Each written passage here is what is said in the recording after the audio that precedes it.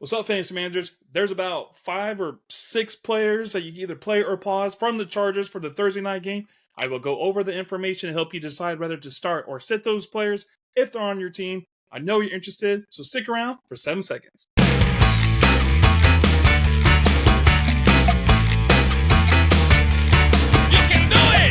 Okay, first things first, I want to let you know that this was filmed on December 12th, a few days before the Thursday night game. So there's a few things I might change, but I'm still going to go over this information anyway. The over and under is 34 points, and that's pretty low, but we did see the Raiders put up a goose egg at home last week, and then we also saw the loss of Justin Herbert. The Chargers managed 7 points with Easton Sticks as quarterback last week. The Las Vegas Raiders are 9th in defensive scoring, allowing 19 points per game and 16th in total defense, giving up 335 yards a game. So heading into Week 15, Pro Football Network has the Chargers offensive line ranked 20th in the league. They lost center Corey Linsley and right tackle Trey Pipkins. He's playing, but he's been struggling all year. Chargers are 13th in sacks allowed, giving up 2.4 sacks a game. The Raiders defense is 14th at 4.4 yards per play. That's what they give up. And 20th in sacks per game, with getting to the quarterback just 2.5 times a game. So some injuries I want to go over. Wide receivers, Keenan Allen, his heel. He did not participate in practice today. Tight end, Gerald Everett, his hip. He was limited participation. Guard, Zion Johnson, his ankle. He was limited. Wide receiver, Josh Palmer, his knee. He was full participant coming off IR. And tight end, Donald Parham, his shoulder, he was also limited. And quarterback, Justin Herbert, who went to IR for a finger. I got a couple fingers I would like to show. He was on my team. He was my quarterback this year, so I got to look elsewhere going into the fantasy playoffs. Okay, so now I'm going to discuss some players who I will either play or pause. I'm starting with the backup quarterback, Easton Sticks. I knew Easton one time. In 5th grade, he actually saw me steal a cookie from my classmate, and he didn't tell on me. So me and him had that bond forever. I know he's not a rat. The Raiders defense allowed 14.7 points to quarterbacks, which is a little under average. And the Raiders have faced 3 backup quarterbacks this year: Tyson Bagent, Tommy DeVito, and Joshua Dobbs, all held under 15 points, with Dobbs under 10 points. Easton Sticks is a 5th-round draft pick, I believe, by Jacksonville in 2019. Until last week, he only threw 1 pass. Against the Broncos, he tallied 13 completions on 24 attempts. That's 179 passing yards and 0 touchdowns. And his completed air yards was 9.5, and his attempted air yards was 9.3, which means he's not really throwing it near the line of scrimmage. He's kind of throwing it out there, and that's kind of good. That's what you kind of want from your quarterback. His aggression was 20%. His completion percentage was 54%. That's minus 10 above completion expectation, which means there were possible completions missed by Sticks. His longest completed air distance was 58.5.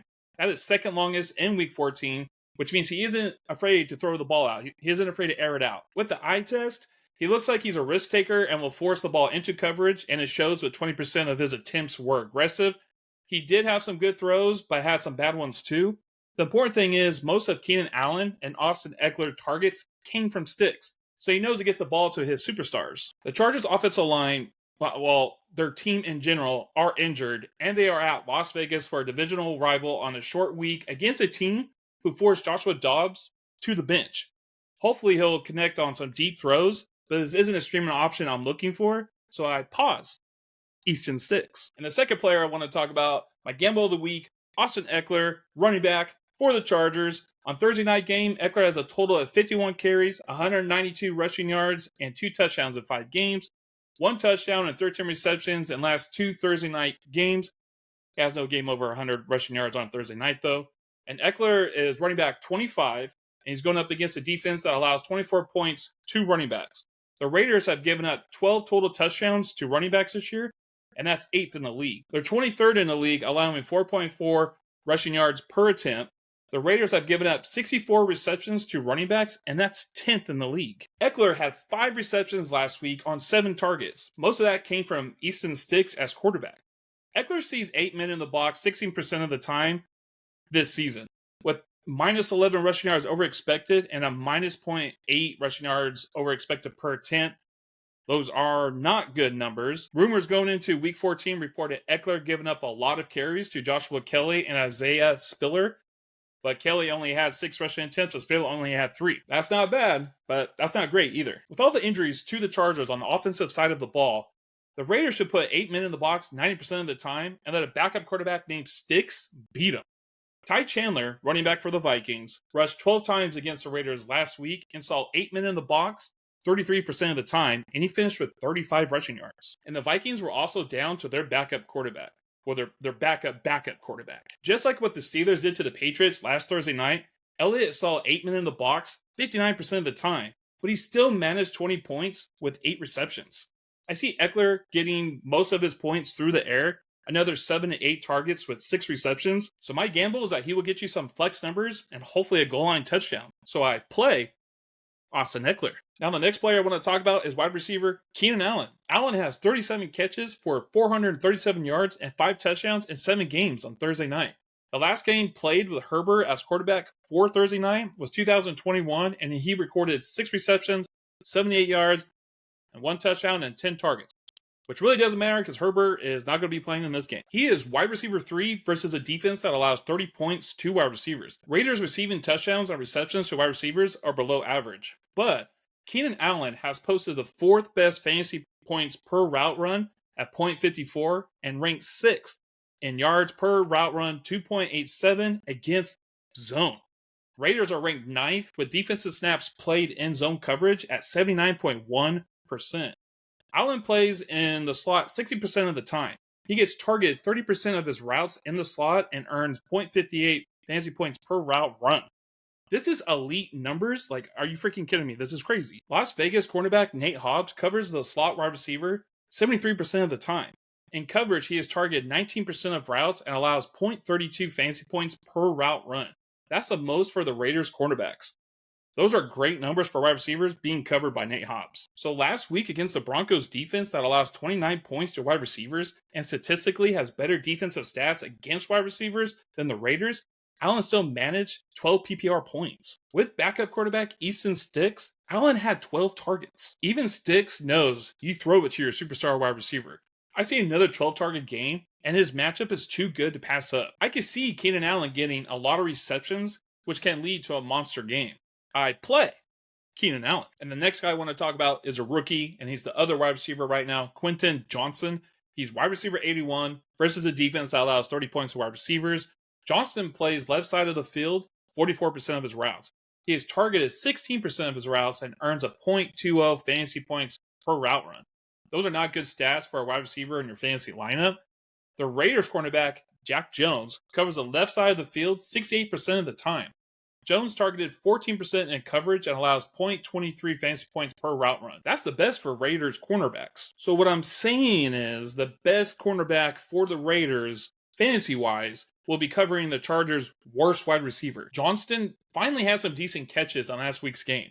But will that trend continue? Also, Joshua Palmer appears to be playing Thursday night, and that will cut into Quentin's playing time and targets. I pause Quentin Johnston. And now coming off IR, wide receiver Joshua Palmer. In the first 8 weeks, Palmer played 31% of the snaps on the left side, 33% of the snaps in the slot, and 36% on the right side. He is targeted 18% of routes and .31 fantasy points per route run.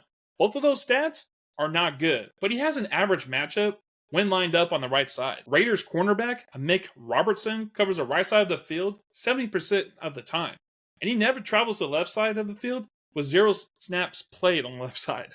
He is targeted 21% of his coverage, which is most on the Raiders, and allows .30 fantasy points per route run. Palmer is leaning towards playing, but I can only imagine he has very few reps with backup quarterback. If it was Herbert playing, I would say play, but it's not, so I pause Joshua Palmer. Now, let's finish this player pause with my big brother, Gerald Everett, who averages around 3 to 4 receptions a game on 5 targets a game. He is tight end 22 versus a defense that allows 11 points to tight ends. That's like in the middle of the league. Raiders have just allowed 3 touchdowns to tight ends. That is 6th best for defenses. Everett's most targets of the season came last week with 8. Sticks might lean to Everett a little bit, but if Palmer plays, Everett will likely lose those under routes. I'm not risking this matchup, so I pause Gerald Everett. And now I would like to bring you into my final thoughts. Easton Stick. There's not a lot of information on this player. He can sling it, but will they be accurate? That offensive line is beat up right now, and it's a short week. I'll look elsewhere to stream my quarterback. Austin Eckler, my gamble of the week. If I were Antonio Pierce, I would load up that box and make it a point that you're not going to be able to run that ball against me. So I expect some pass catching from Eckler and earn at least 10 points in PPR. Keenan Allen. So Sticks knows he needs to throw the ball to Allen if he wants to win this game. Last week, Allen had 12 targets, and Raiders cornerbacks give up a lot in fantasy points per route run. If Herbert were playing, this would be a dream matchup, but I'll still take the 12 targets again. Quentin Johnston. He had some nice grabs down the field last week, but Palmer is coming back and he will likely want his targets back. I still don't trust Quentin Johnston. Joshua Palmer. I would say he was a must start because Herbert needed help, but coming off IR and now playing with a quarterback that he barely knows, I don't know what will happen. And Gerald Everett. This is my least confident pause of the game. With the quarterback getting his first start, he could lean on Everett like last week. But with Palmer coming back, I could see Everett losing some opportunities.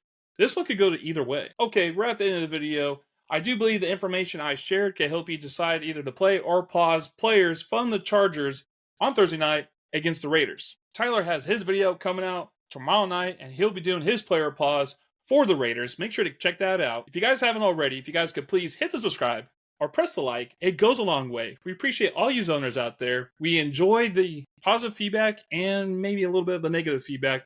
We do have some more videos coming out later this week, so I'll talk to you then. Deuces.